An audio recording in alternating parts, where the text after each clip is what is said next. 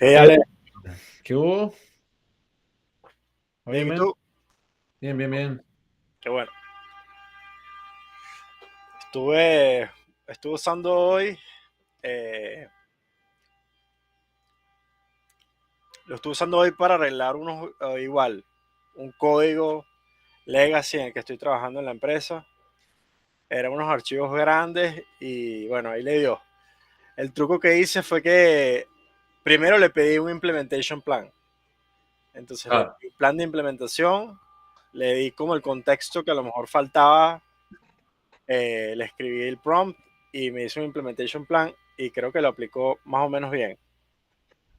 Entonces, eso fue lo que estuve haciendo hoy. pues está buenísimo. Tal vez otra cosa que puedes hacer, que la vamos a hablar hoy, es que hay tantas cosas de qué hablar que es un poco difícil, pero los rules. No, o sea, ahora que tienes ya definido el refactor, Ajá, tendrías que asegurarte de definir unas reglas de contexto que te permitan tener ese código alineado 100%. Porque el plan de implementación es bueno, pero la regla de contexto es mucho más poderosa porque cursor, o sea, el plan de implementación es importantísimo, pero la regla de contexto se mantiene para siempre ahí. De hecho, cursor no puede editar reglas de contexto. No te deja.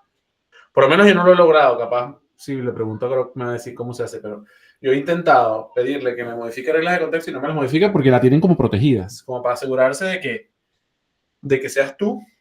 Él te puede generar el texto que tú le vas a poner a la regla de contexto, pero exacto, no te la puede poner él. ya entiendo. Enseguida, ya que terminaste el refactor, tú puedes decirle ahora, hay un comando, slash generate context Rule, rules, ajá, ¿ya? Y él te va a generar algo, prueba si te funciona. Yo lo he usado varias veces y me ha funcionado, y lo he usado otras veces y no me ha funcionado y las he generado yo manualmente, ¿no? O sea, es como un beta product. vale. Pero, pero eso te va a servir mucho para el refactoring, porque después todas las nuevas versiones que generas refactorizadas, bueno, aplican esas context rules. Sí, de hecho estaba leyendo ese capítulo que agregaste en, creo que es en la sección 6. Justo estaba leyendo eso, lo de las context rules. Creo que es el punto 5, ajá, eso. Sí.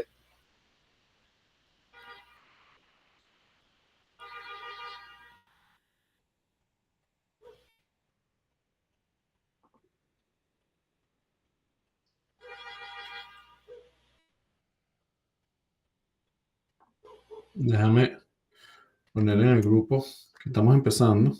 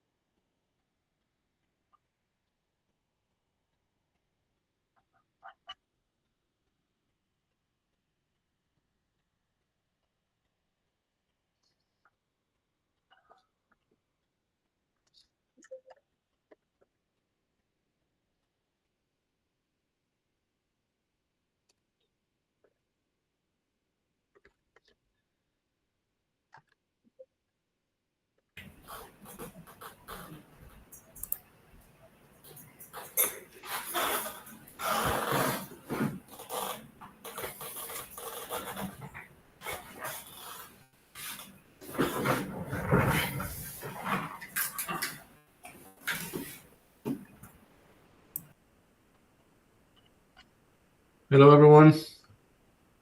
Who's there? Pedro and Andy. Ah, no, Omar. Ah, Omar, ¿qué más?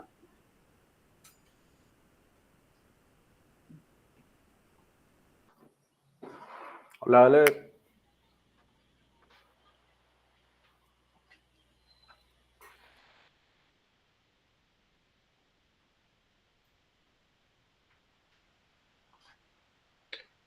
Okay, how many people registered? 22 people we had.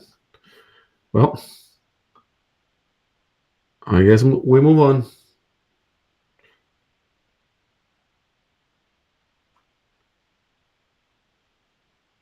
Okay.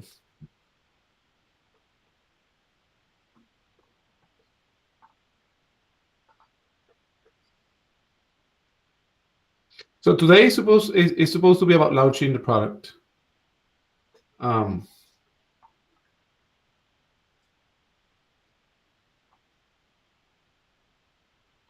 Let me go back to the project that we were building last time.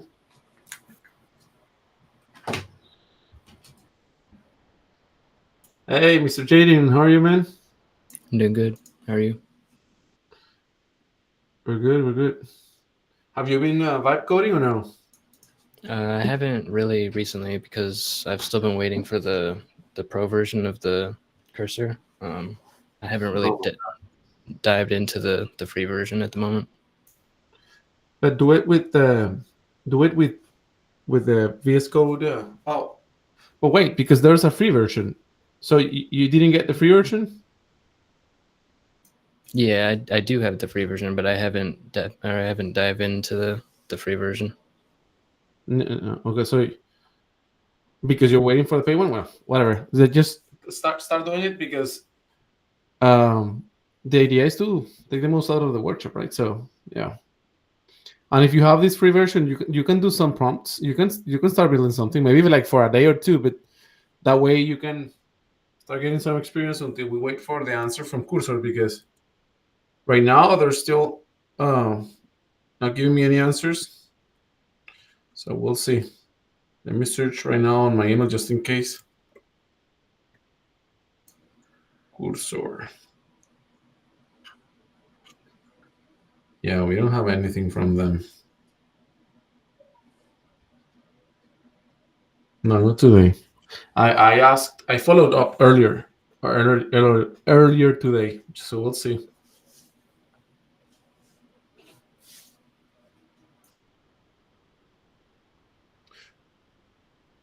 Okay, so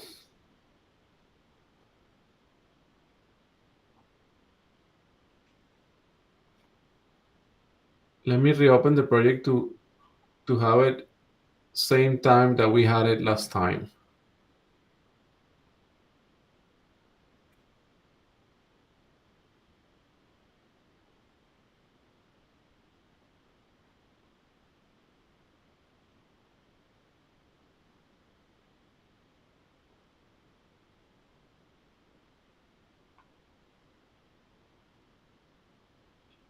So it was vibe culture. Here we are.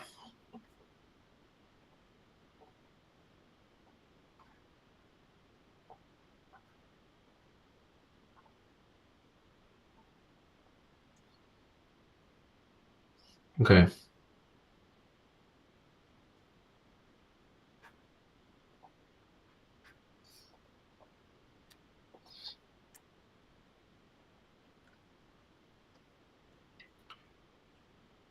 Okay, so this is what we have so far.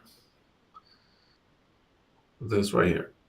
Oh wait, I run it in 3000. So my 3000 port is somehow it's broken. There's nothing running on it, but it doesn't let me run anything new, and it shows something that I don't even know how it's running because the port is down, and it shows me like something like a learn pack package running. So I don't know why. So here we are. This is what we had from last time, and I think a mistake that I made last time, and I'm sorry about that, is that I was so excited about getting into the implementation plan that I didn't stop for a second even. Like we only did it like quickly to prototype, right? And I think it was a mistake because now we have something that it's like black and white, and that's it. It doesn't have like very good styling. And so I was working during the week on creating like a framework that we can use for prototyping better. And I think I'm pretty happy with what I have right now. I think I'm pretty happy. So I want to show you guys the prototyping phase so that if you ever need to like prototype, you will find great resource of this framework. So let me show you what I have been using that I think works amazing. And also, I saw in the chat how some of you are building some things like for long term, and then other things like experimenting on vibe coding. So I also want to talk for 2 minutes about that. So, a minute.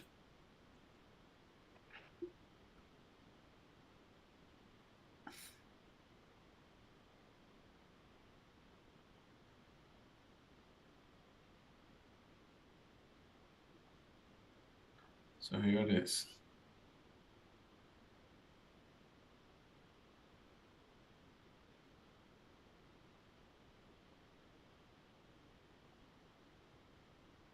So about prototyping.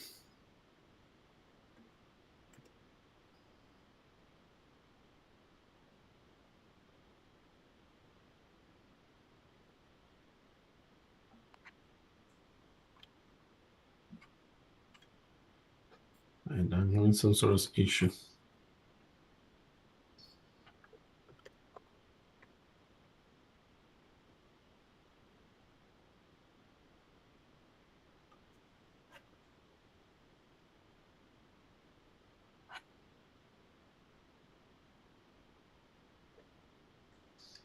Okay.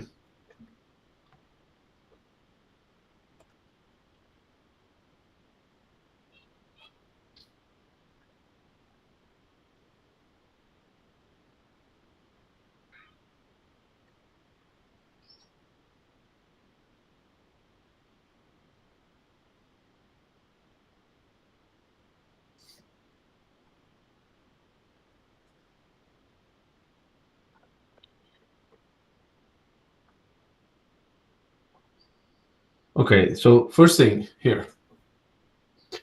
So I have come up, let me go to the end of it, that it's the most efficient part. Like this prompt template, I think will work pretty good. And when you think about generating designs, I think these 5 or 6 criteria are what are going to let you describe with the shortest amount of words how you want things to interact and how you want your UI to be. And I don't even think we have to fill this. We don't have to fill it. We can let AI fill it for us. So for example, if I grab this content here, if I grab the raw file here, and I go to, for example, ChatGPT, right, and then I paste it here, and then I'm gonna say here, don't do anything,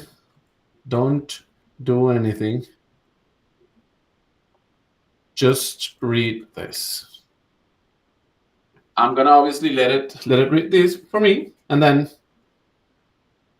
let's search for a website that we want to clone or that we want to be similar to. Let's say we're building this culture application for events. So let me also tell here, like what are the most successful event listing pages out there?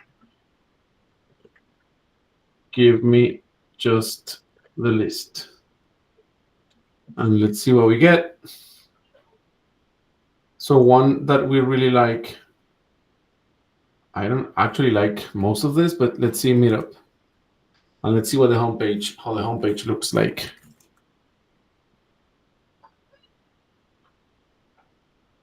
Okay, so this one.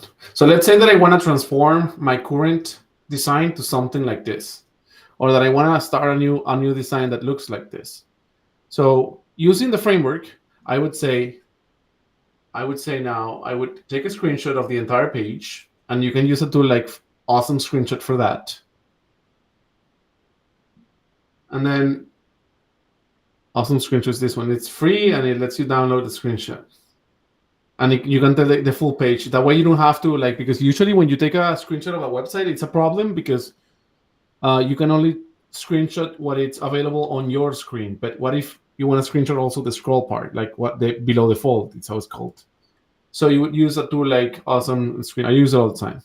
Okay, so now I'm gonna upload this screenshot here to ChatGPT, and I'm gonna say, based on the framework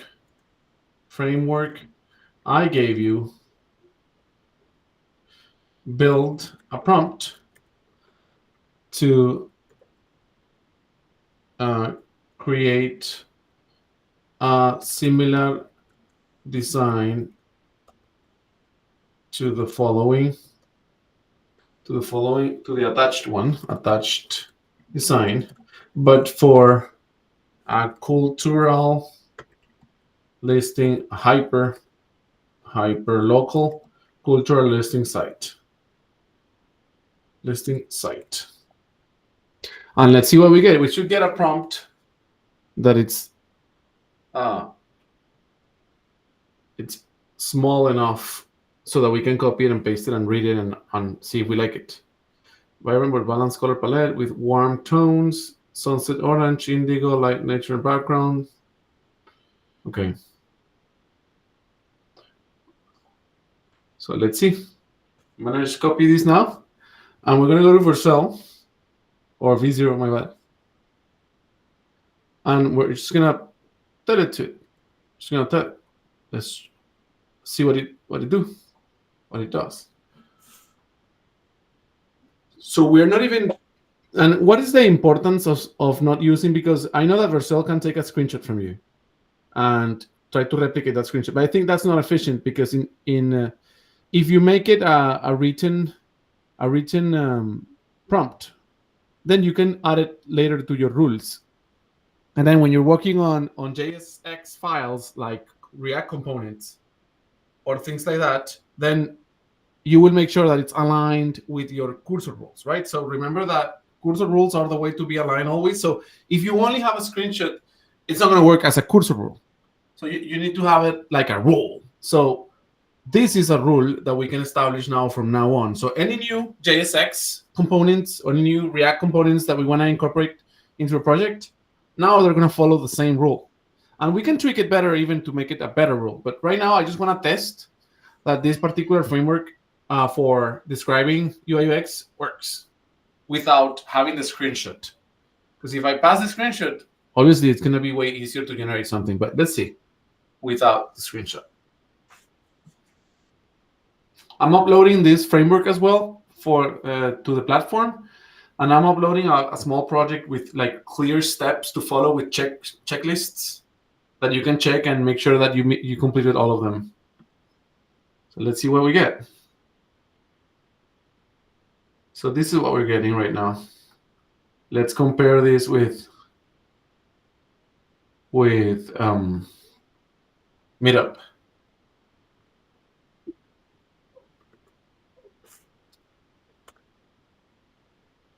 Let's put them side by side, and let's see if it's something that it's worth.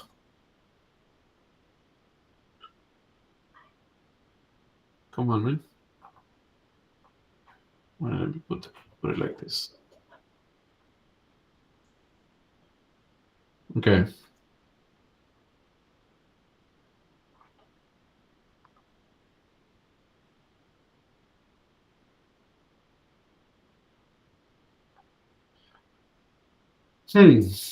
So what do you think?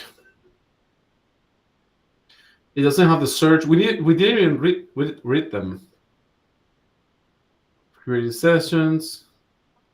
Explore by category. It added some icons there. The popular hotspots. These are circled. These are squared.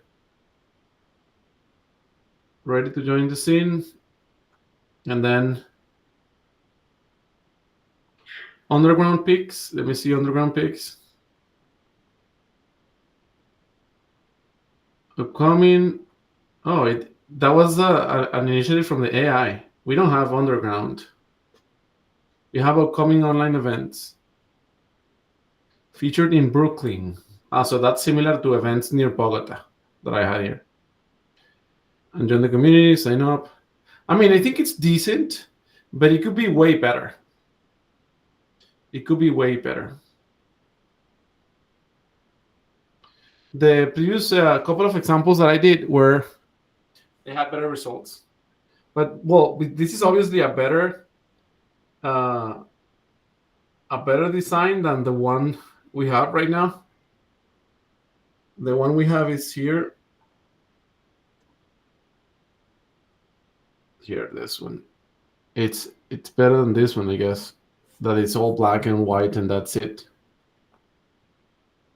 Where was it? I think it closed the wrong one. Or maybe it's in a separate window.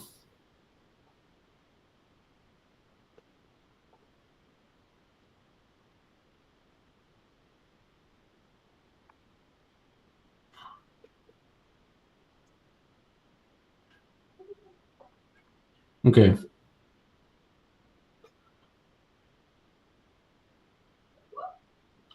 So with that said, what we have right now may not be the best design. So I think one challenge that we have is how do we accommodate this into a better design? Let me reopen the. Yeah, here it is. Okay, so how do we accommodate this to a better design? I think one of the things that one of the issues that we had before was duplication of the hero, and I actually told it to not duplicate the hero, and it didn't work. So let's see.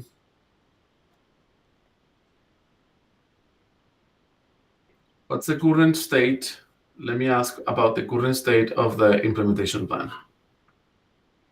What is the current state on the implementation plan?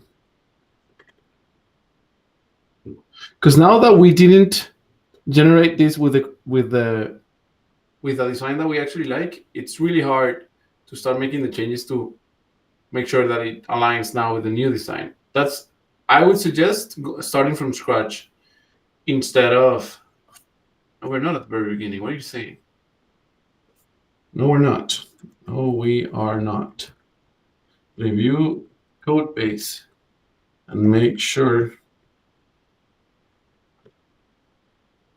you follow. And let me add the entire code base as. This feature of adding the entire code base is new. It was released by Cursor 2 weeks ago. And then I'm going to also use now max mode. I need to use max mode. Because it's going to be like, and I think maybe Pedro, you should have used, did you use max mode when you were doing your refactor? No, I didn't. Yesterday, I didn't try that. And today, I work with the smaller files, like maximum 2,000 lines. So I didn't have the issue from yesterday, but I could give it a try.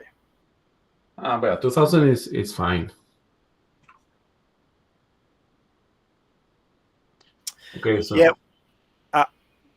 Ale, I was checking that in one of the guides in the website, we mentioned about changelog.md. Maybe that how we can add that file to. I think that could be helpful. For example, in this case, right, that the AI didn't know where was in the implementation plan. Maybe with this file, it could have a log what it actually done. No, I agree. I agree with you. I have done it in 3 ways. One thing that I've done is that the changelog is a good way of doing it because it also documents the changelog for users, right? Like one of the complaints you have when you're building a product is always when you have new releases, people want to know about it, even if it's an internal product. Like sometimes it's internal and they still complain because they want to know like what were the changes. So that's great. And another thing that I've done that is not using the changelog is that I have told in a cursor rule that we don't have yet here. We don't have any rules, but I have said every time you implement something, make sure to add the check mark at the beginning of the implementation of the task that you need to implement. So that's another way. And then another way, and this is the most common one that I've seen when I see other vibe coders, is having a file with the checklist, like a separate file with a checklist. And then they do that, and they add into the implementation phases at the end a step to make sure that to update the checklist. But I agree with you. Like we are feeling now the pain of not doing that because since last time, and now I'm spending money. I'm using Gemini Pro Max right now, so probably I spent, I don't know, $1 or something like that because I didn't do the changelog. So imagine spending an extra $1 every day just because of that. And you don't have the guarantee that this will work. So it's not even an extra $1. Who knows? Who knows what it is? But we'll see. Cool. Yeah, I like the check mark. They sound good. No, and look, by reading at this, we can see that it doesn't.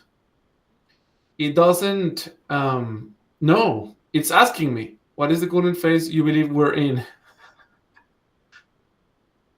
I think we're at phase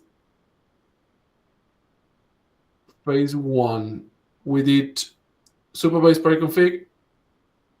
We did core tables, core table schema, basic app shell homepage, event listing page. We did the event listing page. Event details. I think we didn't do event details, but let's see. Oh, by the way, another thing that I haven't done, and it's really important, is I haven't activated so let's do it right now because that will help us a lot. Let me activate here. There is a plugin, an extension that I recommend strongly you guys to install. It's called Browser Tools MCP. Okay, so I'm going to share the link on the WhatsApp so that we can follow that process. Because right now the computer doesn't have access to the website. It cannot use the website. That's a problem. Let's follow these steps. So the first thing you're going to do is that you're going to install, like, let me just put it on the WhatsApp.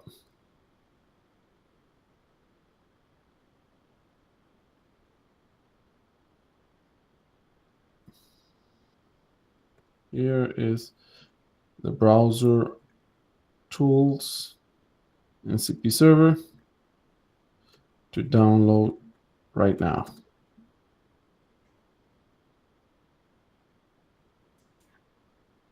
So we're following the quick start. So I think it's better if I paste it again because my current link doesn't include the quick start. So there you go. That's better. Okay. So we're going to follow these steps. First one, you're going to install the Chrome extension from here. So yeah, download this. And maybe you're asking, why do we have to download the Chrome extension like this instead of just installing it from the marketplace? This Chrome extension will never be approved on a marketplace because it's so aggressive that it violates all the privacy and security best practices. So Chrome will not allow it. So we have to do it manually like we are a developer. And the way that we do that is that we go here into the extensions, manage extensions, and then here you're going to allow developer mode on the right side of your Chrome. It can be Chrome or I'm using Brave, but it's the same. Developer mode, and then it's going to allow you to load an unpacked extension here. So you're going to find in your downloads or in your folder, whatever folder you have, the extension unpacked. Unpacked means that you cannot have as a zip. So let me open the desktop. Probably I have it here. Well, I didn't download it, so let me download it again. I'm going to have it here, and then we're gonna unpack it. So double click and unpack, and here it is. Oh, it's called Chrome extension when you unpack it. I don't know why. I think it's a mistake because then it gets lost always. Chrome extension, somewhere here it should be. Chrome extension, come on, man. So I'm gonna put it on the desktop because I wanna have control over what I'm unpacking.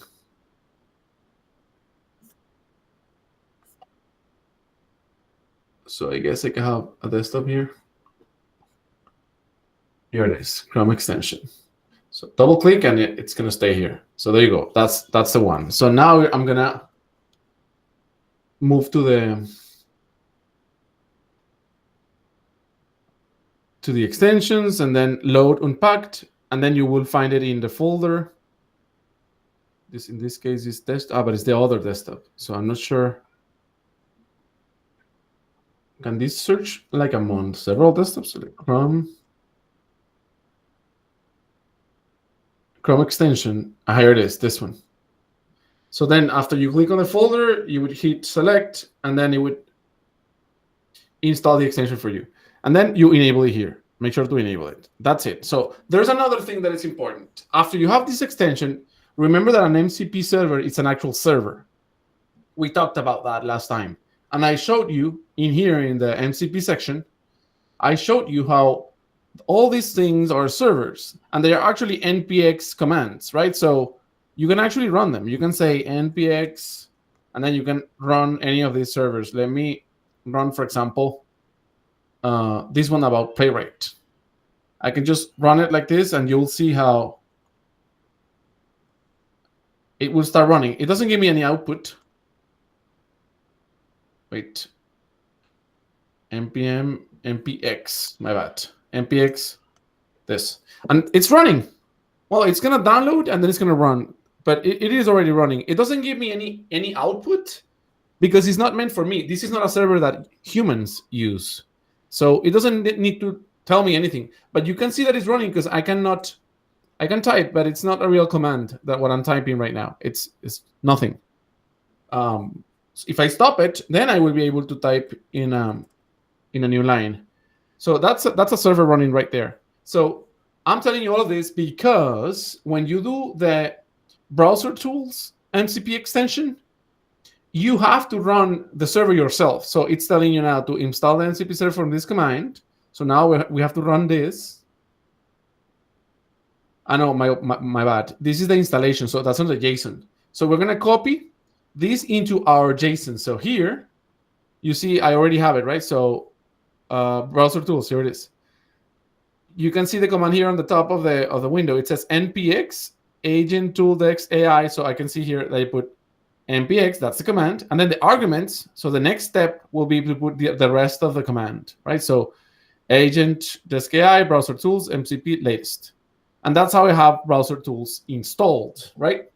So the next step would be the third one here. Open a new terminal and run this command. So this is also really important. It has two. I know that NCP servers are supposed to be one server, but this one in particular has two servers to run. One that is run automatically by Cursor, and the other one that you have to run yourself. So now I'm going to do that. I'm going to create a new tab, and I'm going to let it be. I'm just going to paste it here and let it be. And I'm going to rename this tab. I'm going to rename it to browser tools. And I'm doing this because I don't want to forget that this tab needs to stay here running for me. So if I'm going to use another tab, a tab, it shouldn't be this one. It should be always any other that is not the one from browser tools. And here's the actual browser tool server running. So it will expose these two URLs to be fetched and to be absorbed or consumed by the actual Chrome extension. So now, if I open a new tab, or not a new tab, but this one, let's see what happens. It's not running, so let me run it again. Let me run our project. Woo! Here it is. So on my other tab, I'm going to say Vercel listen 3001. There we go. It's running. Now let's open it. And if you did it right, you should have a let me see browser tools here.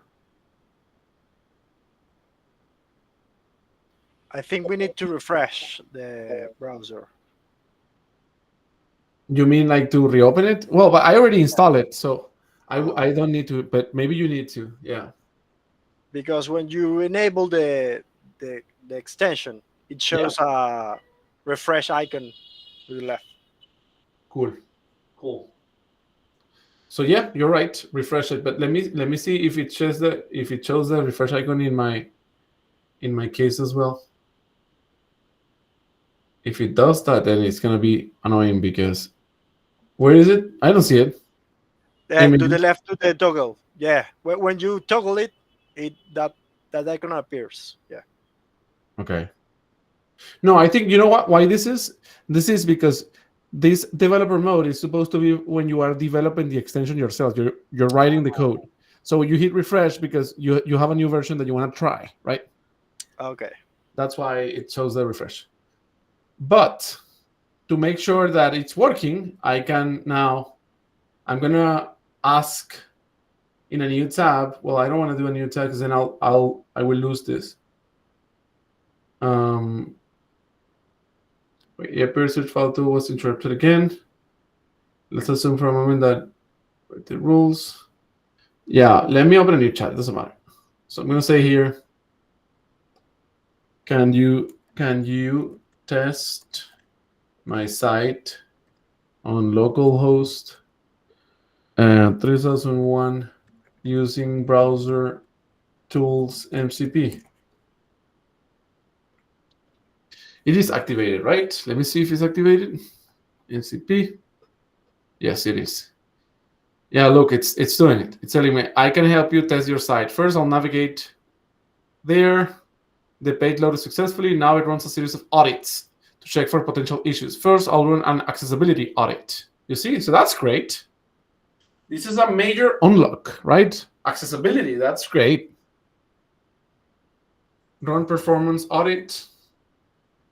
One thing that we could do is that we can tell it to do an implementation plan on fixing any issues that it finds. The performance scored 72. Largest content from Pell is a bit high. And the time to intro. So this is coming from Google PageSpeed. You guys know about Google PageSpeed or not? You can do hands up or hands down.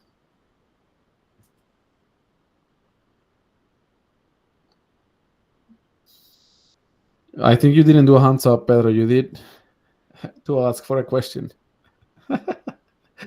Okay. Yeah, so let me talk about that for a second. Like if we're doing products online, there's something called the Google Page Speed. This is my worst nightmare. That's what it is. It's my worst nightmare. Like the moment that Google released this, everyone went crazy and everyone hates it. But at the same time, if you don't follow it, you're not on Google. So now that with LLMs and the rise of all the LLMs, maybe we don't have to follow it anymore because who cares if you're not in Google? But in the meantime, maybe LLMs will also comply with PageSpeed insights. But for example, any website on the internet, let's say, for example, well, let's continue with Meetup, right? Let's continue with Meetup and see how good they rank on the PageSpeed insight. So what's happening now is that Google has like a very thorough and comprehensive test. It's like very, very thorough on your site. And if you don't score good, you will not be on the first page. Well, I think that's very dramatic. It's not like you will not be. It's that you have to be the New York Times to do whatever you want. Like if you're not the New York Times and you're not like a very famous publication, you have to follow this. And obviously the New York Times also follows it because nobody wants to be penalized. But you can see here that they're not doing a good job. Like, look, it failed, right? They didn't hit green on largest contentful page, interaction to next page, cumulative layout, first contentful. And this is really important for launching a product. I know that today's workshop is about launching a product. So I think you should be at least in orange if you're going to launch. I think it's almost impossible for you to be in green in the 5 of these positions. It's impossible. It's impossible because you have tools that you have to install. You need things like Google Analytics or things that will dramatically slow your website. But if you have like a hello world in HTML, it's gonna hit all of them, right? So just bear that in mind. Look, they have great accessibility, they have great SEO, horrible performance, and I think this is very good best practices in general. They have very good best practices. Now, if I do the same, but for the school, you'll see that I have tried pretty hard on making it great. And man, is it difficult. It is difficult. So from here, we have better largest contentful paint and better first contentful paint. We're in red in cumulative layout shift. And I think this is because I use too much SVGs. SVGs will increase your layout shift. Because instead of having an image, you have code that represents an image. So that's more lines of code, and that's a problem. So SVGs are not that ideal for being good at PHPs. But whatever. Let me just go back to this here on the right. The great thing is that now you have this MCP tool that will let you know if you're doing great or not. And look, the SEO audit scored 100, 100, whatever that means. I don't even know how they can audit the SEO if they don't even know the keywords that I'm trying to. Because SEO, now that we're talking about launching a product, SEO, you have to have, for every single page you have to have some keywords. The homepage doesn't really matter that much because the keyword will be your actual brand, right? Like, it is impossible for any competitor of yours to be on top of you on your brand. Like, Google will make it by default. Like, if you are 4Geeks Academy, it's impossible someone else to rank for 4Geeks Academy. Like, it's not gonna happen unless you have like a pretty like new brand, and they will put something else that because they couldn't find your brand yet. But yeah, like the homepage doesn't matter. What matters are all the other pages. So this MCP tool is amazing because now, if you, I'm not sure how it works, but I'm gonna dig on it. I'm gonna do some research because it can save you a lot of money. SEO tools are expensive. I pay something like $300 a month just to have a tool analyzing my website all the time. And it will give me alerts and stuff. Like, imagine if I don't have to do that anymore. I could just tell Cursor, analyze it for me. That would be ideal. But yeah, so here is the audit that it made for me. But what I wanted to do was not an audit. Like, we segue into a separate conversation. My ideal, what I wanted to do is that I wanted to make sure that I have MCP now. I also have Playwright, right? I also have it installed. So what that means is that I can actually tell now, because I have all these tools, I can tell now Cursor to let me know where the implementation plan is better, because it can actually use the website. So let me tell it, like, can you use MCP tool, MCP browser? Can you check my website using MCP to gather more information on, I think it was on the other tab. Let me see if I can go to the previous conversation. Yes, here it is. So can you tell us now to gather more information on which step of the implementation we are at? Let's see what we get from that. I need the website URL. Could you please provide it? Yes, I'll provide it. It's localhost 3001. Save it on the implementation plan for future review. Oh my God, oh well, thank God it fixed it for me because I had a misspell, but it fixed it. As you can. That's not true. That is not true. You have Playwright and browser tools. Come on. You're right that I have Playwright and browser tools. because of this separation can directly get results again that are running from the computer and I'm exposed. You just did it for me, so the information has steps to deploy Vercel, so both here. Okay, well then check Vercel, whatever. Okay, check Vercel. Vercel. Here's the link. And I don't know the link, so I'm just gonna say Vercel help. And it would probably give me the link if I say Vercel list, maybe. Yes, here it is. Okay, so this is production. So I'm just gonna give it to it.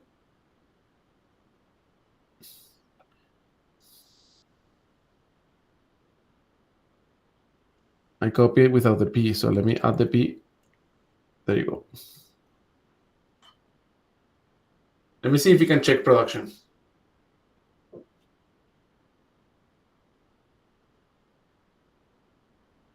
So it's navigating to it. Oh, yes, it's private.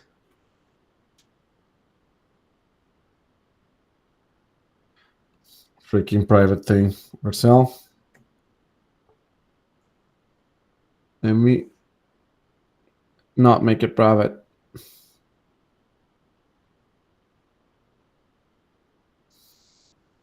On the settings, I'm on the settings of the project. So to make it public, it may be on the deploy section. Let me see, domains, general deployments. I'm gonna click on this one. So I can see that it's not, it has like a very promote to production maybe, redeploy, production.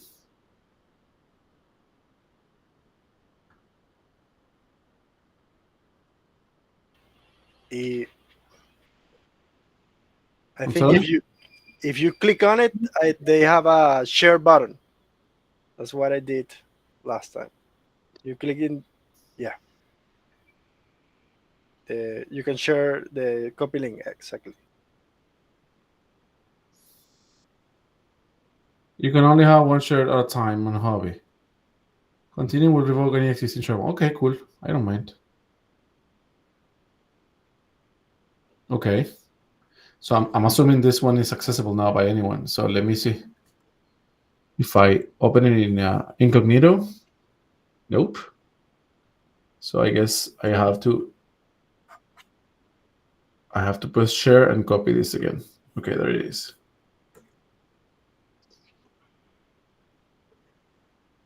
I think they made this to make you pay more because before they were all private, public. Okay, now he's able to look, navigate.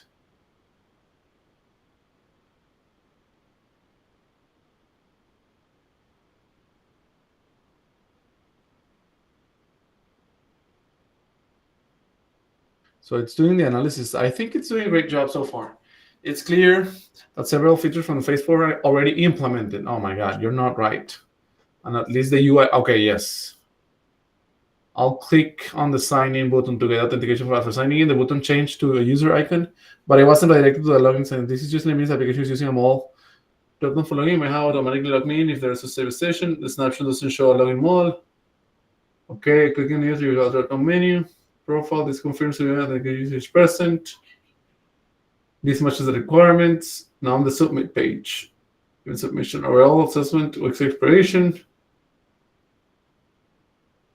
Compare this. So it's doing like a horrible, it's doing a good job in general, but a horrible job on really coming to a real conclusion, because I think we just have to tell it. It's not going to do it for us. It's not working. I will have to tell it to actually log in. And this is a great idea to, one thing that I've seen other people do, and I have never done it, by the way, but let's implement, let me see if this works. Let's implement user end, no, write a thorough user testing plan that makes sure that the login works. save it on memory bank / login user test / authentication.md.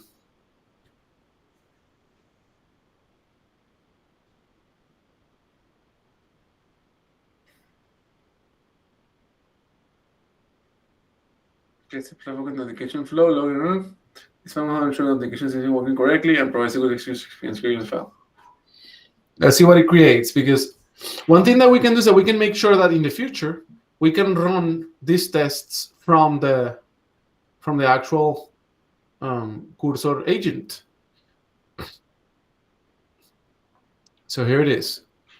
To verify the functionality, I will target new users unfamiliar with the platform. Users request test environment prerequisites. A modern web browser, desktop laptop, test scenarios. Well, this is going to be hard to read unless it's in preview. So let me put it in preview. Okay. Navigate to the application, locate the declining button, a sign-up form is present, email password, attempt to create a new account. Valid unique. Okay, I can also tell it, like, since we have, let's do it.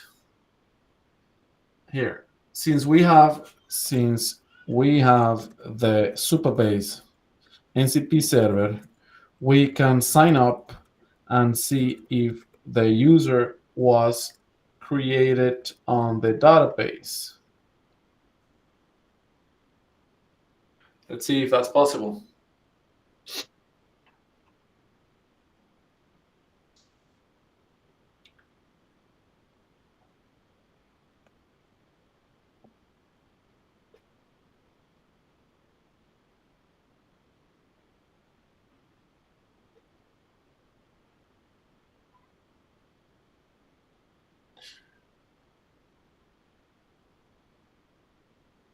Yeah, it's gonna do it. Let's see. I'm on the home sign in button, visible, so I'm logged out. Now I'll click sign in button to access the thing. As expected, click and sign in, change the user icon to ensure that clear sign up. Yeah, but that's a sign up, not a sign in. Now I'll proceed to the sign up flow. Here it is. Here's coming with the sign up flow. I see click and sign in immediately change sign up, not sign in. The snapshot doesn't show a login sign up form mode. It's very difficult to proceed. The purpose is sign up. If the current user behaves always assumes login user. Yeah, so let's do it ourselves and see what happens.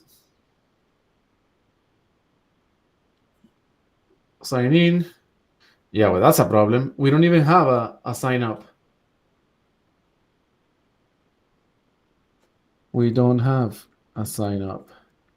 Let's create it using. Is there a sign up in the implementation plan? Authentication setup. Yeah.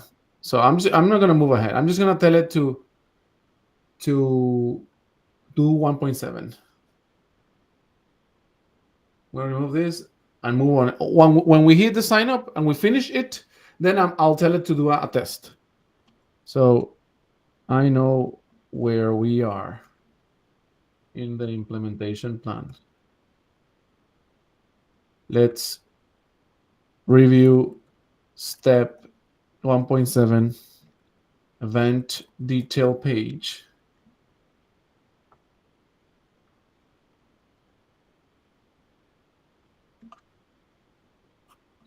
Let's do phase 2. Let's review. Let's start with phase 2. Let's start with phase 2. Yes, because the login is not real right now.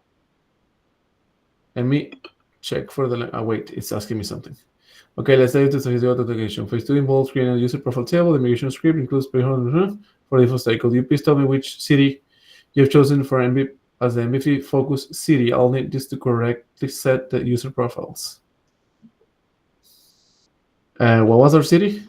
We don't have a city, actually. Yeah, we don't. So let's choose Miami then. Miami.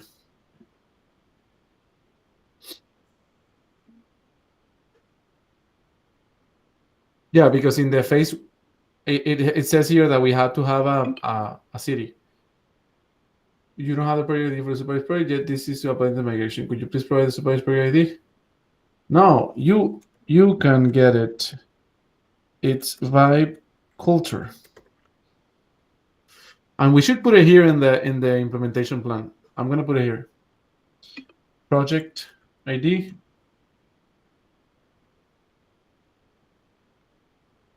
Let me confirm if it's that one.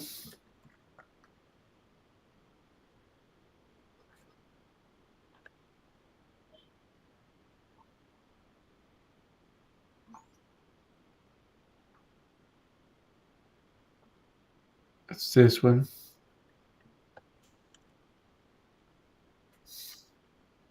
It's this one. No, it's not that one. It's this one. So this one.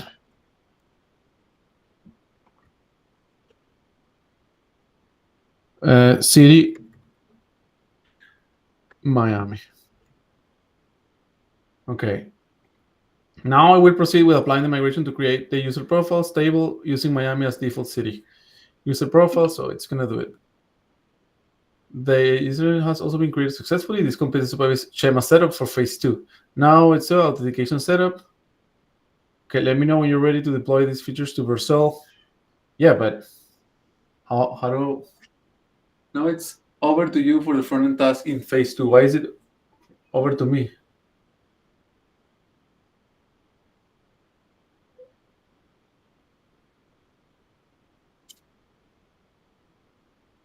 Let's see step number 2.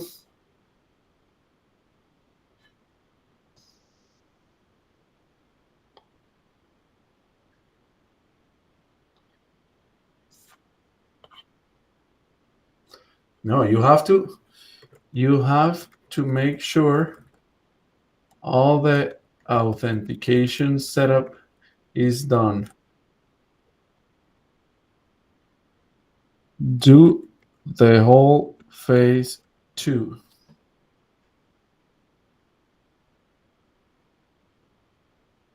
I don't know what it meant by it's over to you. You want me to handle the front-end tasks of phase 2 as well. This is a shift from the original plan where these were marked as front-end tasks to you. Oh my God, that's a confusion. It says you here. I don't know why it says that. I have the project details, but your API response get project doesn't include public unknown key or any need for the client. Could you please provide the following from your supervised project dashboard? He wants the keys, but the keys are in the env local. The keys are in the env local file. All these problems are because we didn't document, like how Pedro said at the beginning, we didn't document in which step we were. It says that it doesn't exist, but it does exist. Let me just give it to you.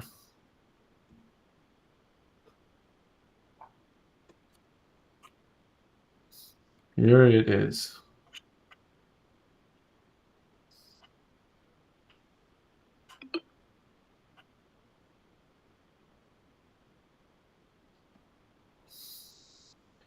Here they are.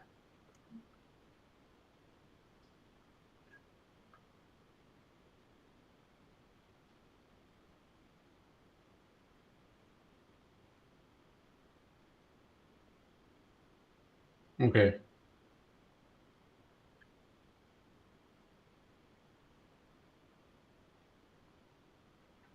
I think this was already created last time. Let me see. It's in lib, supervised client, server, supervised client, whatever.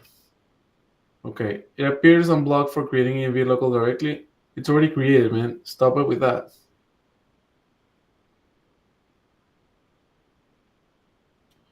It is ready.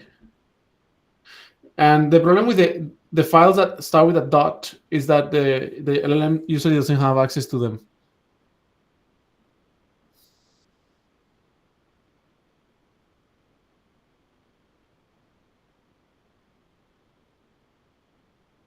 But the login page it may already be done. I know it's not, it's empty. Yeah, Vercel didn't do a login page for me.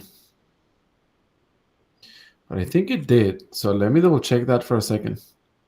Because we have it on the... I think the Vibe Culture project, V0, was done in the project Amigo. I think it was this one. No, it's not this one.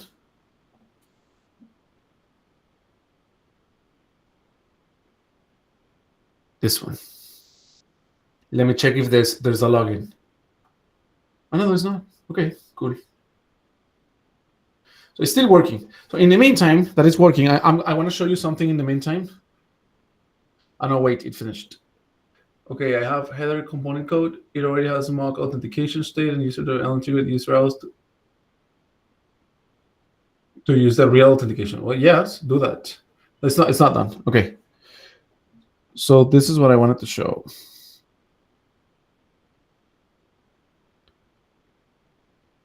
Wait.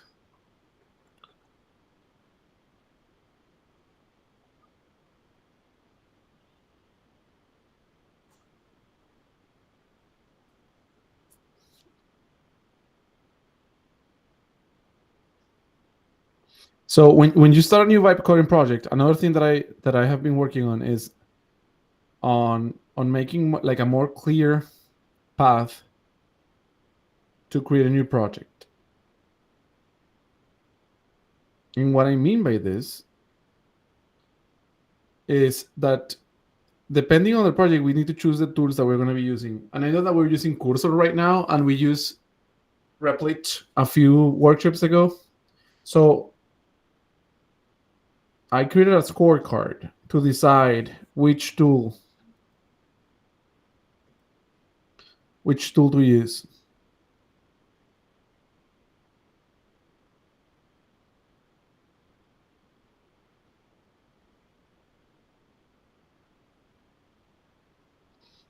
Okay.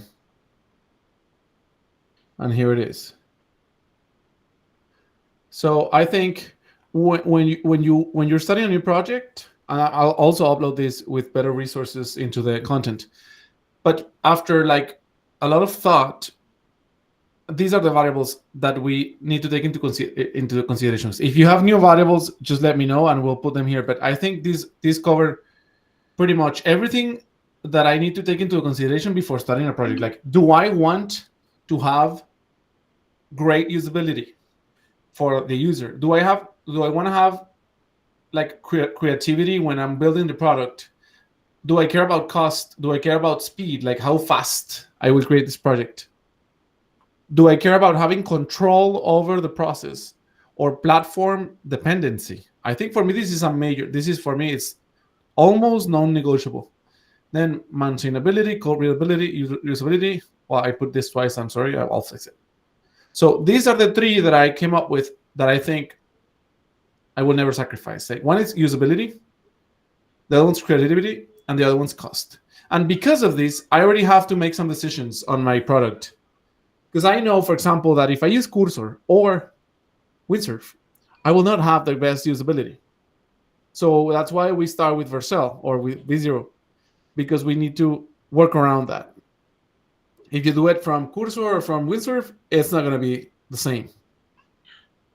But here are a bunch of examples. Like if you want a rapid MVP, then you want to optimize for usability, creativity, and cost.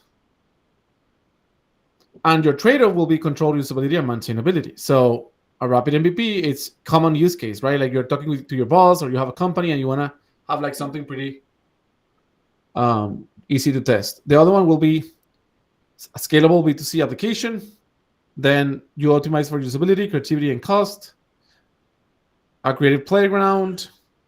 So after some thought, I think if you fill this in with numbers from 1 to 5, and you fill it in with how important it is to you, and you make sure that you never get past 30. So after you sum, let's say you apply 5 to usability, 5 to creativity. So that's 10 already. So you don't want to pass the cap that is 30. So here's an example. So usability 5, speed 5. So I don't want to pass 30. So I have to now sacrifice a little bit of the other ones. And here you can put the notes on why you are deciding to have 5, have 4. And that's a great tool in your brain to decide later, well, which product or which tool you want to be using. Because in the tooling lesson that it's in the platform already, in the tooling lesson, there's a scorecard for those tools. Like, for example, here we have Vercel, right? So Vercel is great for UI UX. It's great for speed, but then it doesn't give you much reusability. It doesn't give you maintainability. It doesn't give you control. It's platform dependent, not 100%, but it's hard to migrate from Vercel to another one. So yeah, after you match your plan with this, then you'll be able to make a decision. And obviously we have to add more tools here, because the only tools that I'm adding right now are the ones I'm really comfortable with. So Vercel, Replit, Lovable, Windsor, Cursor. Those I'm really comfortable with. So I did take the time to, because I know them all. But if there's a tool I don't know, like for example Bolt, that it's famous, the BOLT. If I don't know, I cannot put it here in this matrix. I don't know the values of it. But I guess you have to get comfortable with the tools you want to use, and then you can score them here, and then you can use a scorecard to make decisions quickly on, or to have the AI make decisions for you. Like it's okay. Yeah. So I just wanted to mention that it's already in the platform. And yeah, let me see what the chat said. The build completed successfully. Please proceed with manual Vercel configuration through settings line when you deploy tested. Okay, great. Let me see. It's telling me that it's done. Well, we'll see if that's true. Vercel dev. It did a build for me. You see? Remember, why did it do this build for me? Because I set it on the context, in the main context here.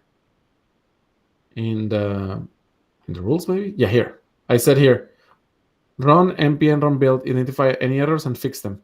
I didn't have this here before, and it was painful because it wasn't like you want to have every time you hear the bell. I don't know if you hear the bell. I think you guys don't hear the bell.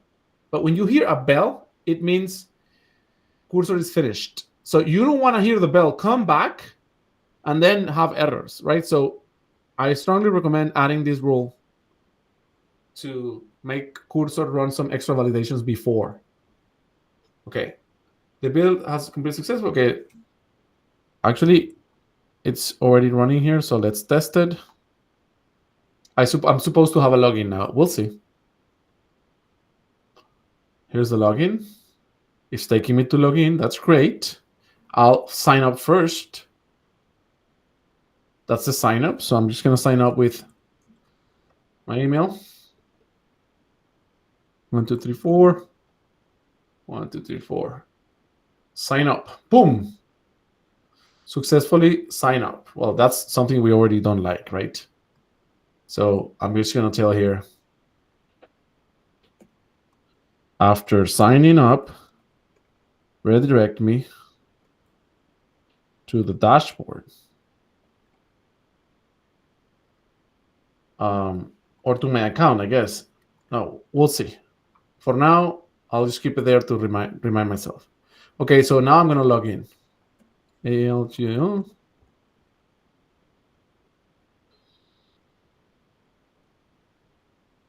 Email not confirmed. Okay, so I have to confirm email. I should have it on my Gmail. Let's see.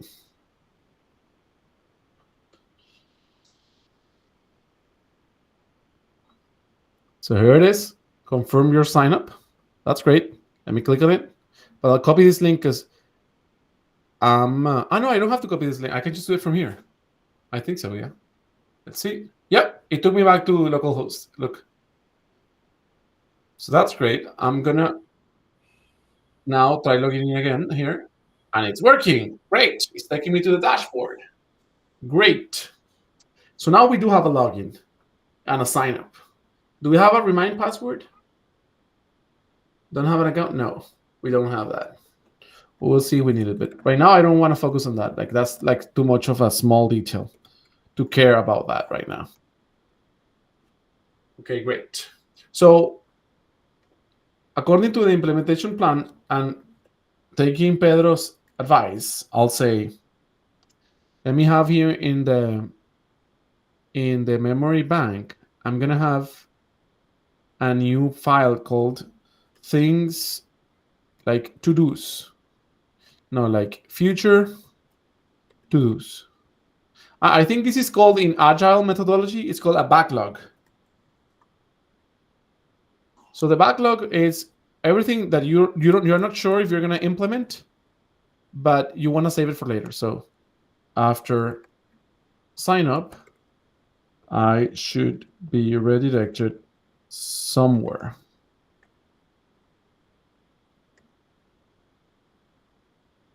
Okay, whatever. Let me just go back here to, okay. And then the other thing that I wanted to do now is I wanted to follow Pedro's advice and add checklists into, so fix the implementation plan by adding, no, we said we're not going to do it in the implementation plan, but in a new file. So add a new file, call it, let's say, to-dos, where you're going to add all the to-dos you have based on the implementation plan and keep checking and unchecking them based on progress. Make sure it's updated to the current step of the implementation plan. Make sure the checks are done to the current step of the implementation plan. I didn't say it was to-dos.markdown, so let me stop and just put here memory bank /to-dos.md. So now we have the checklist. Any questions so far? Like, I have done a lot. Maybe I'm going too fast. Yeah, just a quick question, Ale. Sometimes working with Cursor, sometimes I found that they said, hey, I wasn't able to edit the file. I will try Yes. again.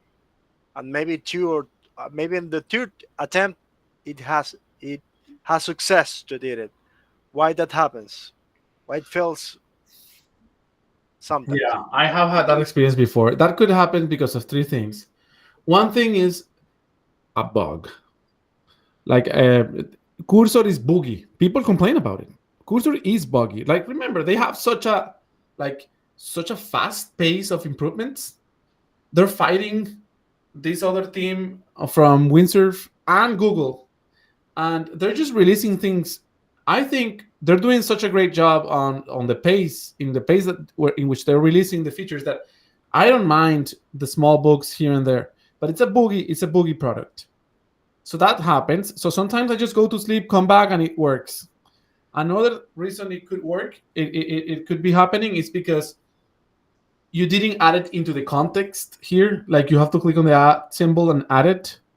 That may happen as well. I am so lazy about adding things into the context. I don't like it. I think they should be on.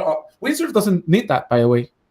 Windsurf doesn't need for you to touch the context at all. It will take care of it of you. It will take care of that for you. I think both approaches have trade-offs. I think I want more control if it's long-term. So maybe Windsurf can be now in the previous framework that I was explaining about having control of your code or not. Maybe Cursor has a better punctuation, a better score in terms of, or Cursor, my bad, in terms of giving you control. But then obviously the trade-off is that you have to manage the context yourself. Actually, Windsurf doesn't focus that much on the context rules either. Like, you can have context rules, but it's because they want to have backwards compatibility with Cursor, because their real approach is not having rules like that. They want to take care of that themselves as well. So it may be that it doesn't have the context. And the last thing would be, it doesn't have access to files with a dot. It just doesn't. Only one time when it creates them. So sometimes it creates the file and it will allow it to create it and stuff, but then later on when you come back the day after, it always gives me issues. And this can be easily fixed, maybe. I haven't done the research. I always do it myself because dot files are so small and there are not a lot of them. So I just do it myself. But maybe there's that thing you can tell Cursor to ignore that security constraint. Okay, so here we are in to-dos, and according to, look how weird this is. It's obviously not properly updated because it's saying that we have these steps done, but not the previous ones. So I'm just gonna tell you can, I'll do it myself. Why would I tell it to do it? This is one, this is done, this is done, this is done, this is done, done, done, done, and that's it. Client supervised configuration. Oh, this is done as well. Yeah, all of this is done. Come on, no, I'm not gonna do it myself. So you can check all the ones, all the boxes, all the way to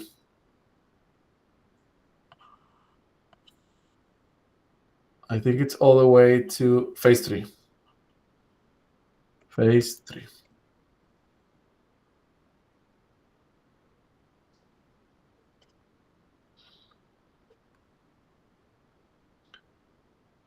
I think one of the reasons Cursor doesn't want you to be modifying the context, one of the reasons Cursor wants you to update the context yourself is because they don't want to have problems with fighting with your modifications. Like if you modify the file and then Cursor doesn't rescan it, then it thinks that it has a previous state. And I have that issue a lot with AIs where I make changes and then the AI doesn't know them. Doesn't know those changes. Okay, cool. I think it did it. Let me see. The to-dos. Yeah, all of them are checked now. Great. So now we're going to start with phase 3. I need to deploy first. So let me do the deployment. So Vercel. It's doing some stuff. Now I'll create the page. Oh, it started with phase 3. Oh my God. Well, let's leave it be. I wanted to do the user testing. I want to go today by adding at least one user testing. I think it's a good idea. Look, it updated the task for me. I think one thing that I'm going to do is that I'm going to now, and this will be there forever, that I'm going to add it here, a rule to always, if we are following an implementation plan, always have a memory bank /todos.md file that tracks that marks as done and tracks every step.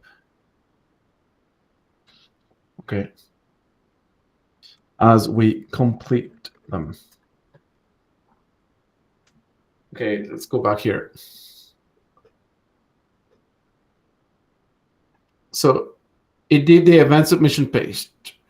First, let's test if in production, this is production, so we should have it updated now. Yep, here it is. It has login and sign up. And I guess I can log in with this one. Yes, it is. Ah, no, my bad. I put the wrong password. Yeah, so I'm logged in now. So that's great. It's working on production. There seems, let me see here. Ah, well, it also did now the submission. So I'm going to go to localhost and check for the submission, for the event submission. So that's here, localhost. So apparently I can submit an event now. So let's see. Submit event. I am not logged in, so it should give an error. Let's see. Event title. How to vibe code.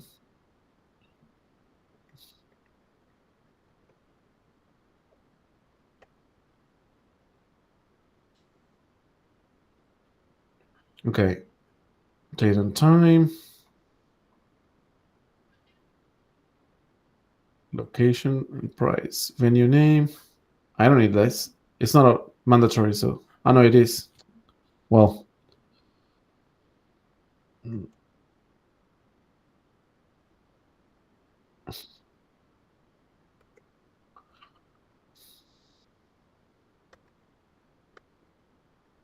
Oh my God, so many questions.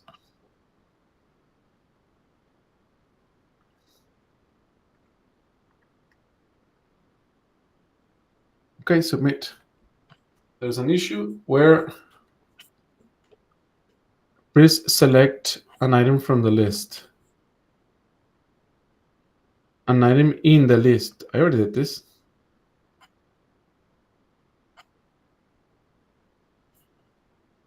Okay. Event submitted successfully. So let's go to events. It should be here now. But it's not showing it to me. Let me see if it's in the database.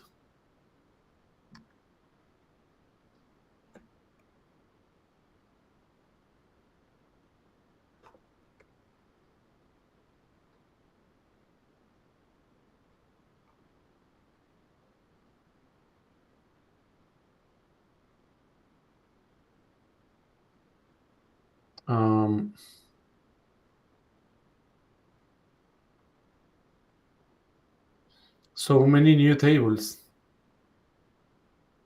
We have two separate user IDs for some reason. That's a problem. Well, let me see the table of events. It's not here. So let me check why.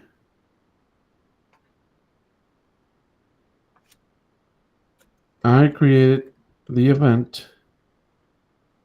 I manually created the event, but it's not in the database.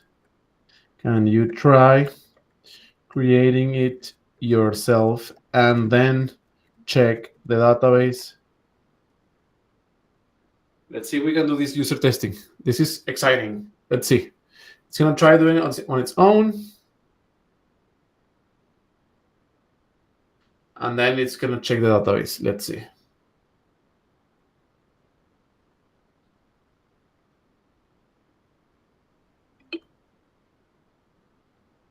No. Stop this. No, do it in production.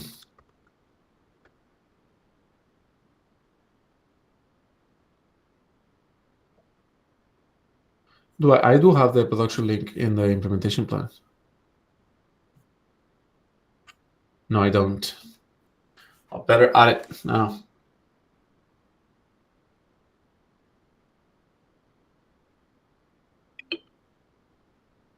Okay, so same annoying thing. Here are the keys.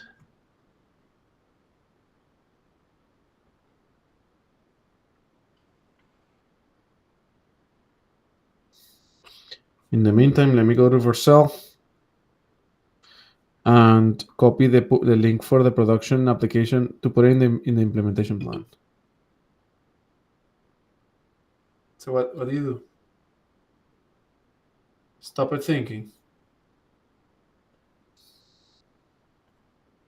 Let me tell this again.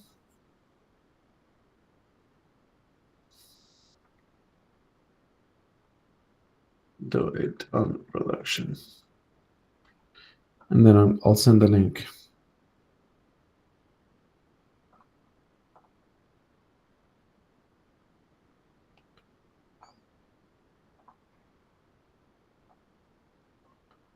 Okay. Production URL.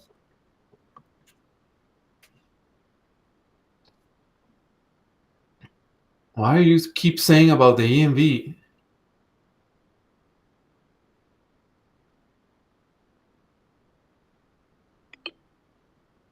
This is it's completely lost. I'll open a new. Okay, and do the same. I want you to manually test the application in production using MCP server for Playwright or browser tools. And create submit an event, and then make sure it's on the Supabase NCP server in the Supabase NCP database using MCP Supabase NCP server.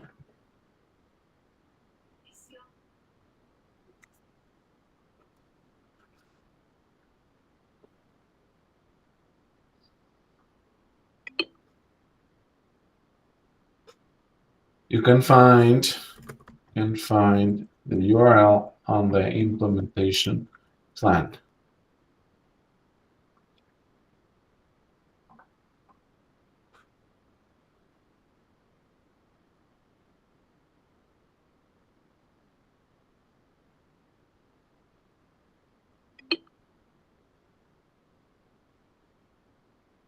Oh my God, now I have to give it the steps. You can figure out the steps using the browser. Oh my God, it's like we have to beg the LLM to work, but it's working finally. It seems I need to be logged in to submit an event. Since the goal is to test the event submission, I'll need credentials to log in. Okay, cool.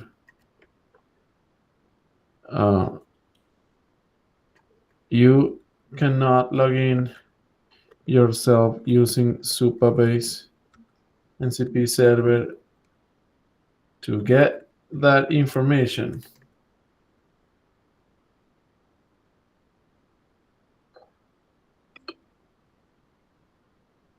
Okay, whatever.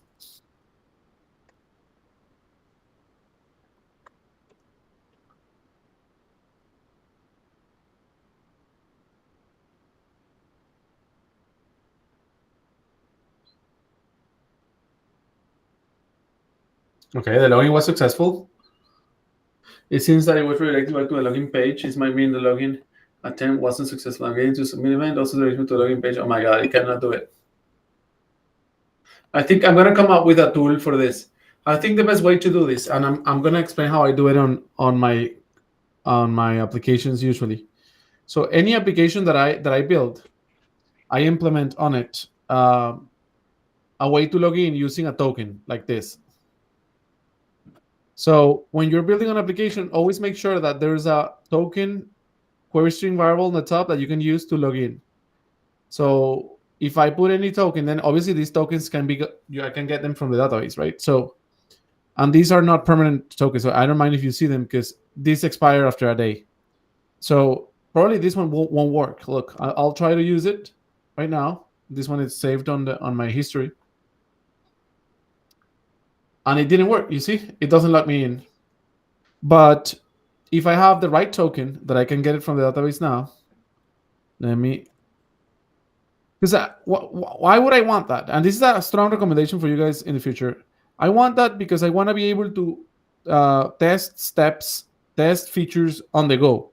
I want to share a link to someone and say, test this and see if it works. Or I want to test the application behaving like a particular user. Like sometimes it happens that a user will tell me, listen, I have a bug and it's not working. When I try it, it's working for me. So maybe I can have a limited token with limited credentials that only allows a particular feature to be used on behalf of that user. So and I can test it then. So let me grab a token here. And we can implement this on the requirements in the implementation plan. We can just tell it, The application needs to be able to work with a token. Actually, why not? Let's do that. Let me say here, let's have, I want to implement a new feature that allows passing a token via query string that authenticates the user. Tokens will be provided from Supabase authentication.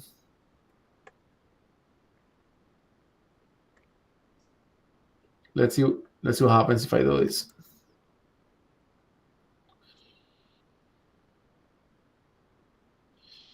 Give me an update the implementation plan to incorporate this feature, and then I'll tell it to do it on phase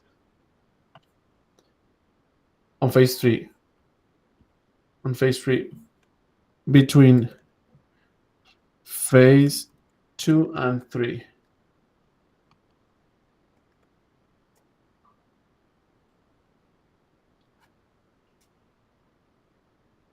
Okay. Then, in the meantime, I'll create my first rule here. Well, it's already done. But I'm going to create my first rule here. I think it's important to start creating those rules because it's going to start really bugging us. So .cursor / rules / I'll just leave it at like this. It's telling me that it added the implementation here. Implement locky to get if token is present, attempt to authenticate the user supervise, handle successful authentication, handle authentication, secure token handling, versal trigger deployment. Ensure the tokens are short-lived. Okay. How will I, let me tell it. How can I create a new token manually for testing purposes in Supabase? Do I have an option?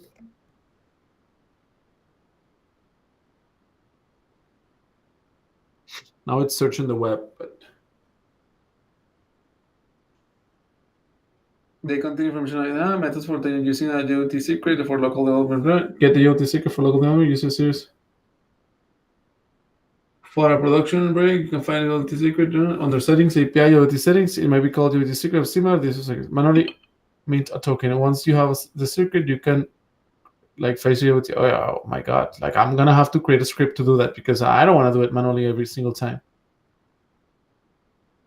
I like to have the programmatic approach. So create a new script to generate. Well, first let's proceed with the implementation of phase 2.5.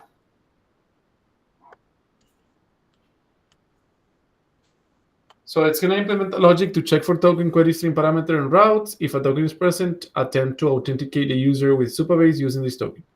Handle successful authentication by redirecting to the appropriate page or updating the application state. Handle failed authentication gracefully, perhaps ignoring the token or showing an error message. Secure token handling. Okay, let's see. I review both files. I'll update the to-dos to include the task for phase 2.5. Great. I have the to-dos.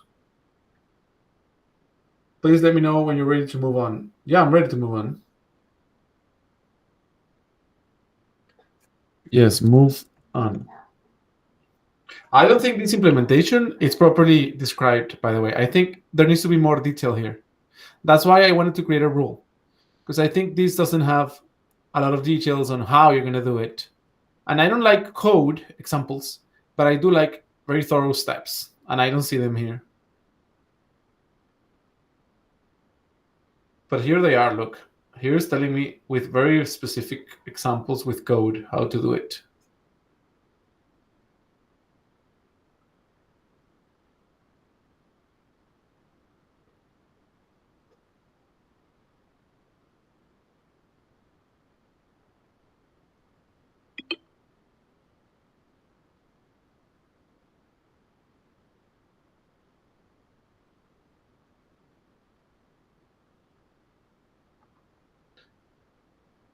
Okay, how do I test this? I don't have a token. Let me see what it proposes.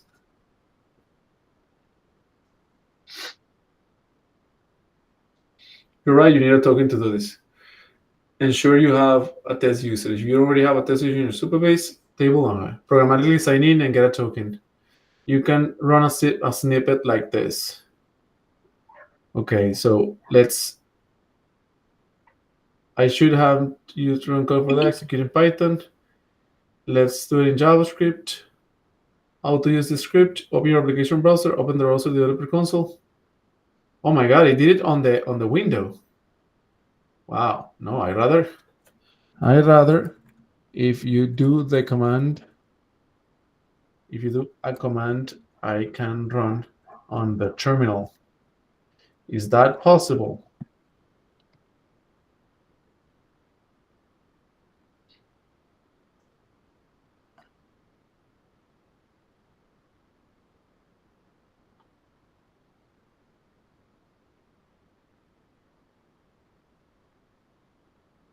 It's telling me that maybe Supabase already has a command for this. So that's a good idea.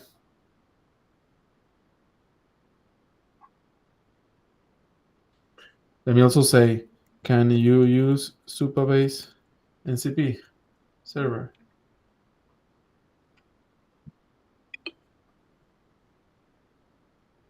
It's asking me to do a curl command, but that's too complicated. I don't want to do curl command.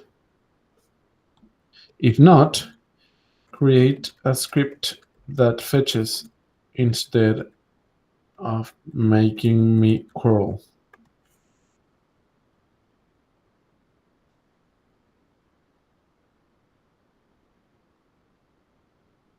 I'll add a lesson about this. I think it's a great addition to any project to have an authentication.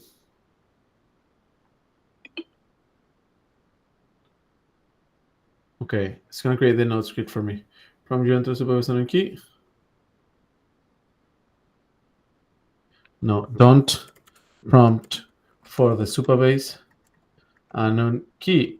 You can read it from the .env local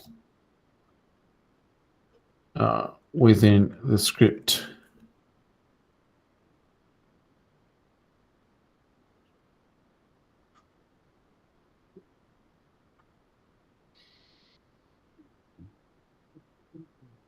Okay, so this is script. So I created a folder called script. I always have a scripts folder in all my projects because you usually have like a lot of things that you want to automate. So it's great that we already have one. So it's adding the script to it. Here it is. And then I created the token. Before you run it, make sure you have the local. Yes, I do have it. Replace your Supabase project URL. Okay, so even though you do have the Supabase project URL, oh no, I don't. Where is it? Okay. To run it, open your terminal and run this. Okay, let's see. I'm gonna run it. Enter the email. Enter the password. There's the token. So I'm gonna copy this token now. And I'm gonna use it to see if it works on the localhost environment. Let's see. I am not logged in right now. No, I'm not. So I'm gonna put it now as token. Boom. Loading user. Yes, it works. Look. It works. Nice. It took many attempts to create the script, but it did it. Right. But now we have such a powerful tool now, because now we can test however we want, and we can even send it to the team. You know, it usually happens for gigs that I send links with tokens already because I want to tell a developer, this user has this bug, so here's the link. And I don't even tell the developer which user because it's already embedded in the link. So yeah, it's super cool. Okay. So now that it works. I'm going to say it works. Now that we have a way to authenticate via URL, write this on a cursor rule, on a new cursor rule under .cursor /role /user testing.md, automated user testing, that describes the rules to test using MCP server for Supabase as database, and browser tools as browser,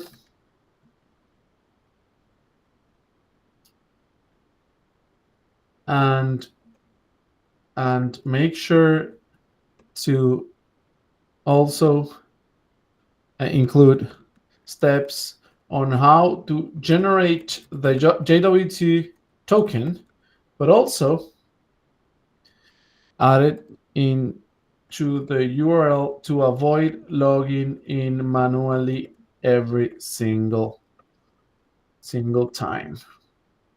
So let's see if it works. We're creating the rule. So what's my goal? Is to start adding user tests for everything. I'm gonna add a bunch of user tests, and eventually what's gonna happen is that every single new feature that we add into the application, we want to make sure that none of the previous features are broken. So we're gonna incorporate same way where on how I added here just a few seconds ago, or not a few seconds, but the other day I added to run npm run build and run identify errors. Now I can tell Cursor to also do user tests whenever I want before ringing the bell. So I'm just going to go grab a coffee, and it's going to do everything for me, and it's going to ring the bell, and then I know that I can come back and let's see. So it added the rule for me. So here it is, and we can read it for a second and say automated. Oh wait, by the way, it's supposed to be not MD but MDC, so that it recognizes it as a rule. You see how it changed on the top? It says now rule type.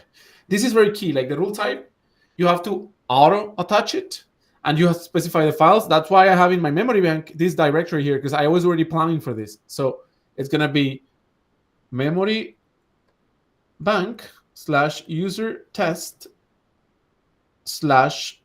/asterisk.md. The asterisk means any file. So any file that ends on MD, it's gonna have this rule applied. And now I'm gonna press enter. When I press enter, it's gonna turn red if I have a misspell, or if the directory, or if it doesn't exist. It's gonna turn black, or if it's good. Okay. So automated user testing with token-based authentication. This document outlines core principles. Token-based authentication for efficiency. There it is. Dedicated test users. Supabase for data verification. Browser tools. Another thing I want to do is that I wanna have in my env local, I want to have test users, right? Like a test email.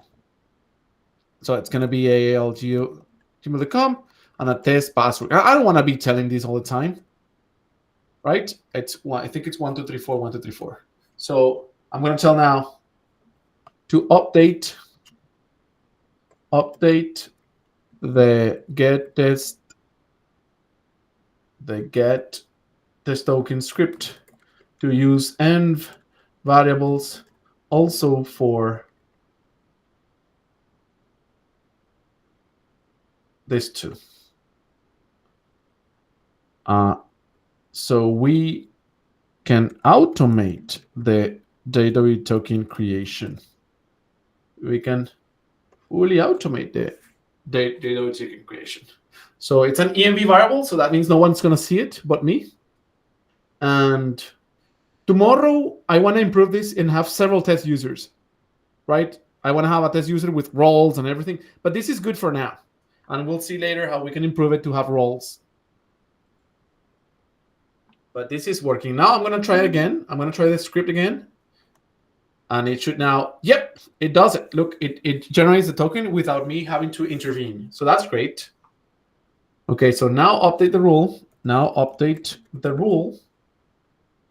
Automated user testing to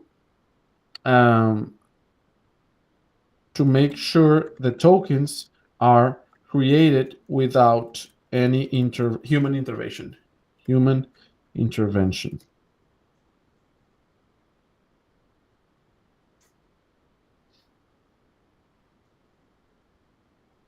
I will recreate and update the blah, blah, blah file to reflect thing. I'll create the file. You don't have to create the file. It's already created. Hopefully, you don't create it again. Oh my God, I created it again because it's MD. That's so annoying. I'm just going to delete this and then have it here. I think it's updated with what I wanted.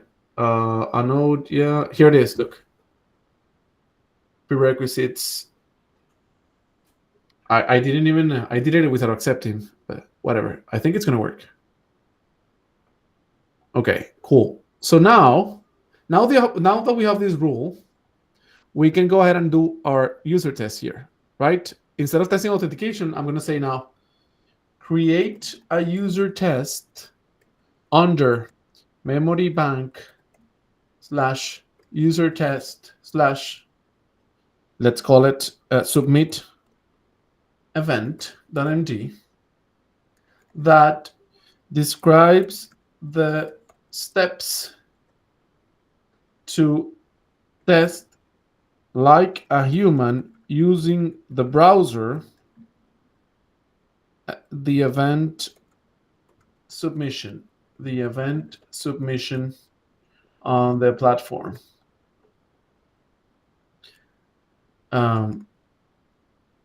I think that's it. Yeah. Make sure. Yeah, let's see. Let's see. And this is gonna be a great way to stop today's workshop. So that way we learn today how to implement user testing and the prototyping framework for creating new prototypes in the future, because I was really embarrassed by the UI that we have right now. So let's see. Here it is, submit event. So to verify that login user can successfully submit an event, preconditions, the application is running. No. I want to do it on production. Should we do it in production or on localhost? I think it should be done on localhost. Now to run the application. Oh, let me put that here. How to run, I'm going to create a new file, a new rule. It's going to be called how to run this app.mdc.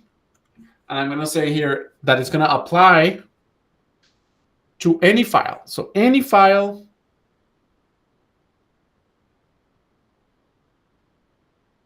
So any MD file, I guess. I think there is a in rule type always, I think. If you click you're right. I forgot about that. Yeah. Okay.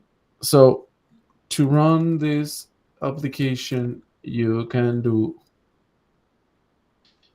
Vercel dev local listen 3001. What else was it on the user thing? And the event is correctly stored with is output of 2. The application is running. The user has an existing account. Create one. The user is logged in. I'm just going to remove this from here because I don't need to be that detailed. The user is logged in. The steps, navigate to the event submission page. Okay. It's not 3000. It's 2001 though. Okay, so to run this application is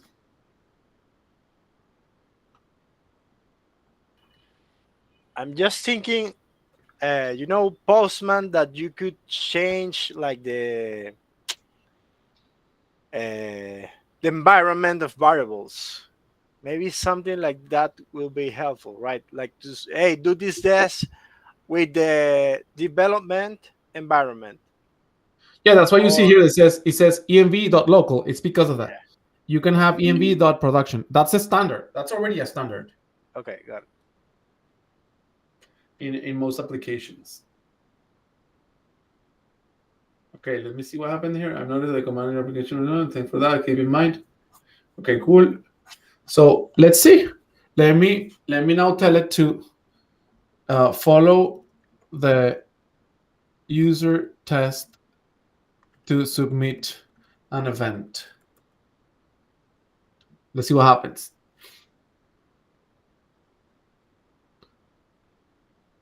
It already checked how to run the application. It's reading the markdown. What's the problem?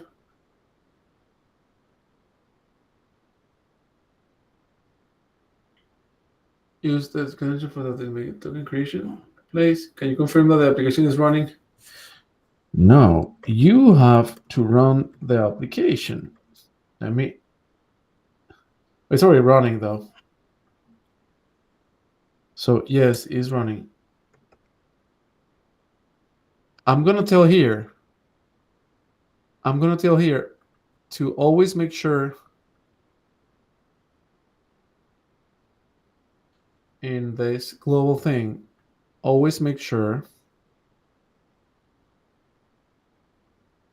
when running user tests, always make sure the app is running. If it's not, run it first. Okay. This is running.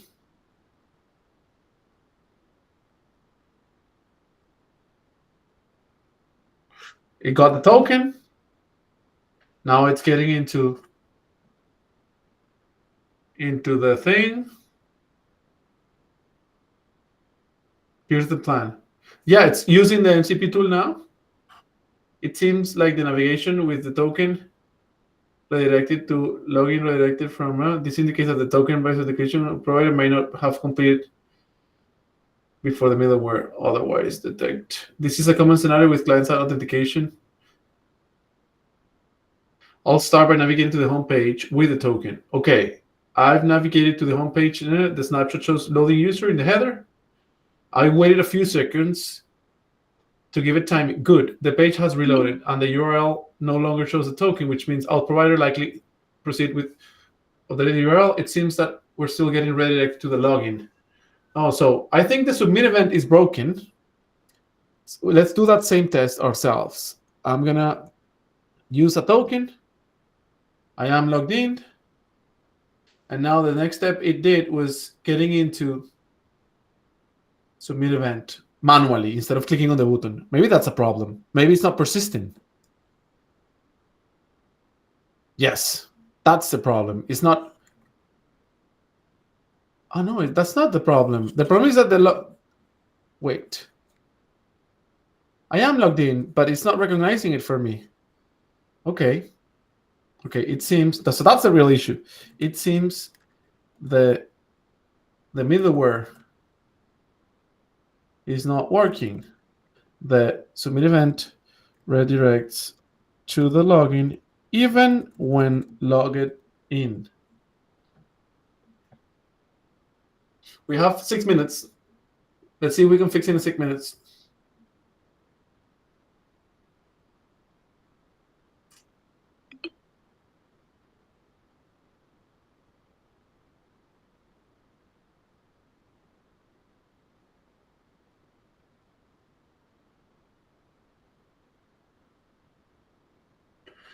You look for that content, man.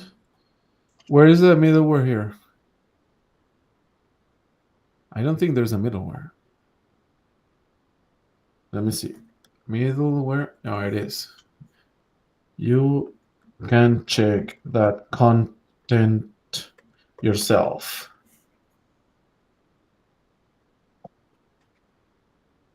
I will read it. First, I'll read middleware. I'll read auth provider. Thanks. I reviewed both. Here's the primary issue causing the purpose in the broken place. Read condition. Here's how we can fix this. Here's the proposed edit. Okay, it's doing it for us. I have a good feeling about this.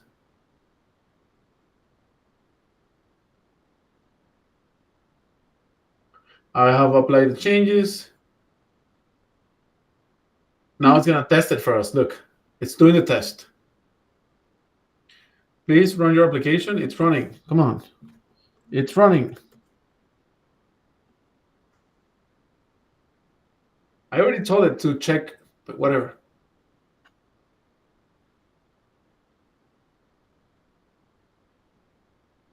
Okay. It's logging in.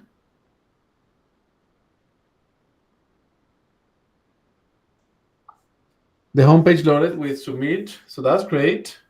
It's waiting. Now it's getting into the submission. Look. Okay. The page shows now thing. I'll attempt to navigate to submit. It still redirects to login. Come on. Come on. Let's see if it's true. I'll try to get myself into submit event and see what happens. Yes, it's still redirecting. Okay, what's the problem here?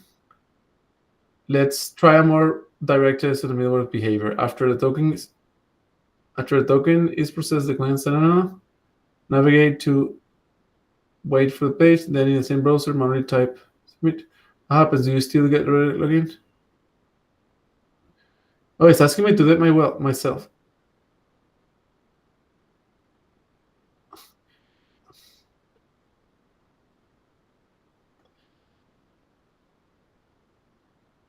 Yeah, it's telling you that maybe the error is in the.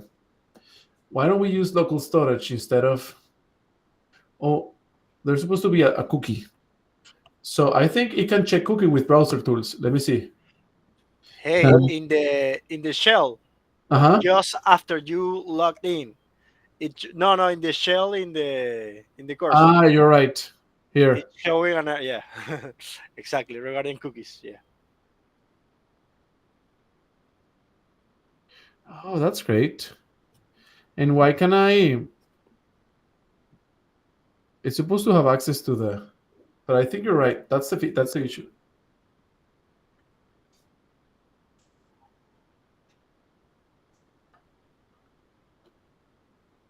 I love how it will speak so excited about a clue. Yeah. Hey, I realized that you initially type please. I always say please do that. Please do that. Actually, it works better when you say please, and it works even better if you threaten the LLM to disconnect it. This Sundar Pichai said that the other day, the CEO of Google, that they do it internally. They always threat the LLM.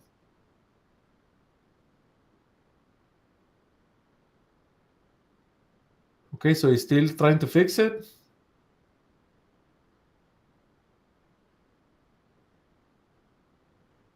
He checked the documentation from Supabase and he's refactoring the entire thing. Oh my god.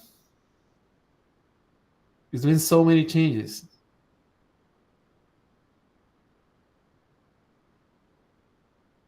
I'm not sure. I don't have a good feeling anymore. Let's see what happens.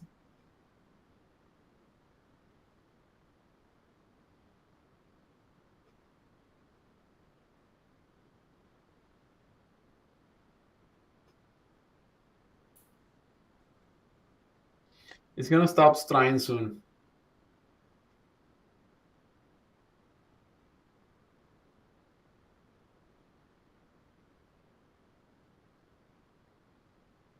Look how it says, it seems that the linter is still unhappy and my attempts to appease it's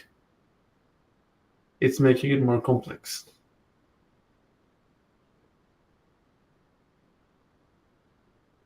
Yeah, we have reached a loop. This is an LLM loop.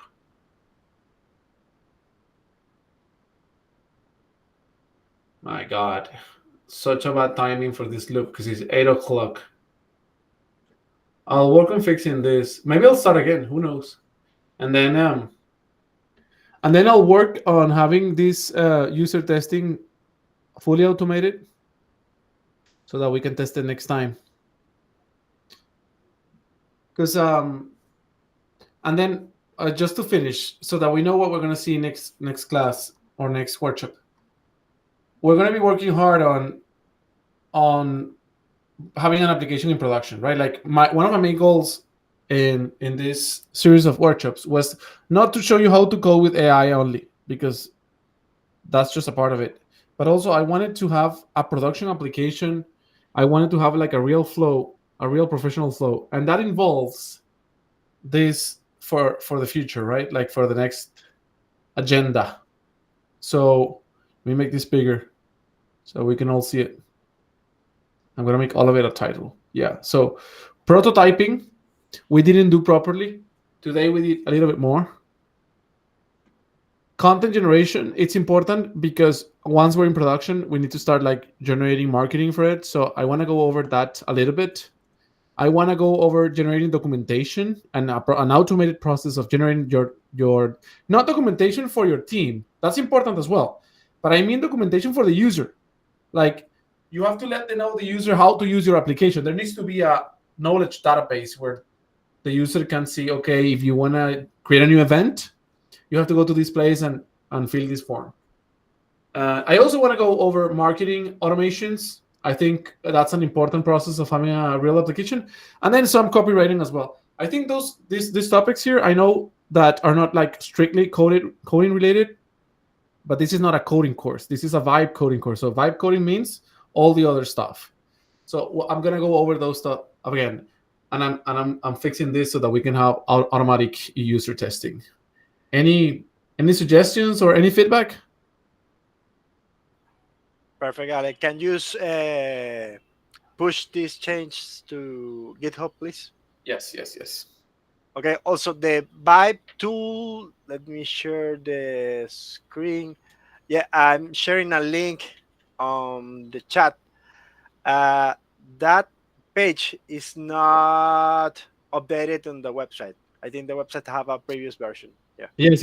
We'll update that. We'll update that soon. Okay, cool.